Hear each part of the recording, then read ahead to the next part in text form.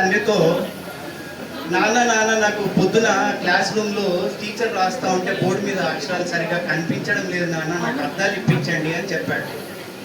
ఆ తండ్రి, నేను చెప్పాను కదండి, కొంచెం సరే నాయన నువ్వు తిను, తర్వాత చూద్దామంటే తిన్నారండి. తిన్న తర్వాత ఆ తండ్రి ఏం చేశాడు, ఆ అబ్బాయిని తీసుకొని డాబా మీదకి వెళ్ళాడు.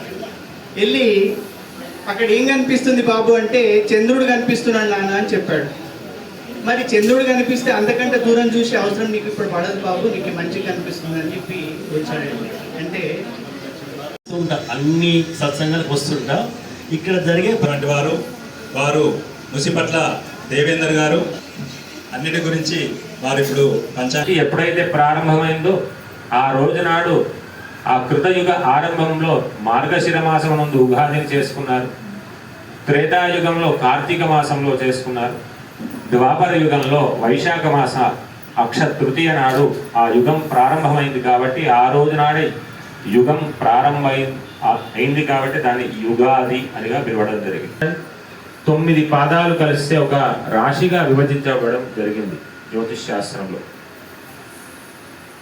ఈ స్థితిగతులను అంటే నక్షత్ర గమనాన్ని చేసింది కాబట్టి దీన్ని యుగ ప్లస్ ఆది, యుగాదిగా మనందరికి కూడా యుగాదిగా మారిపోయింది. మరి ప్రతి ఒక్క పండగకు ఒక దేవత ఉంటారు. ఉదాహరణకు రథసప్తమిని తీసుకుంటే సూర్య భగవాను యొక్క ఆరాధన చేసుకుంటాం. కృష్ణాష్టమిని తీసుకుంటే కృష్ణుని యొక్క ఆరాధనను చేసుకుంటాం. కానీ ఉగాదికంటూ ప్రత్యేకమైనటువంటి దేవత లేదు.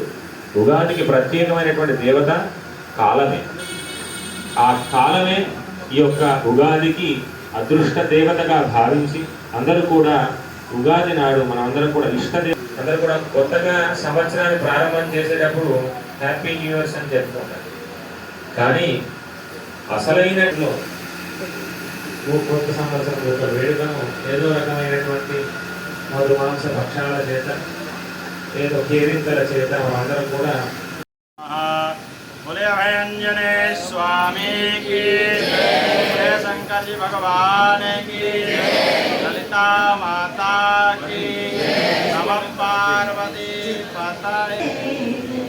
राम लक्ष्मण जानकी जय बोलो हनुमान की, राम लक्ष्मण जानकी जय बोलो हनुमान की, राम लक्ष्मण जानकी जय बोलो हनुमान की, राम लक्ष्मण जय जय जय जय श्रीमन्नारायण, जय श्रीमन्नारायण, जय श्रीमन्नारायण,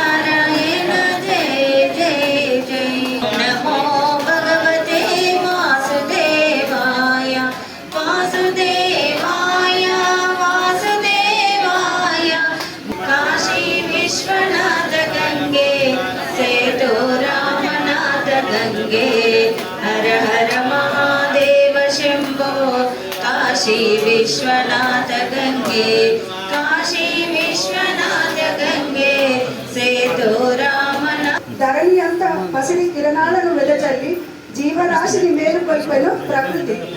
ఆనందాలను విరజింపెను కోయిలమ్మ సన్నాయి రాగాలతో, వీణుల బిందుగా రాగాలు తీయగా, గండు తుమ్మెదలు జూకార నాదముతో, మల్లెల మరవముల సువాసనలు వెదజల్లగా, నవకాంతుల నవ వసంతం ఉగాది.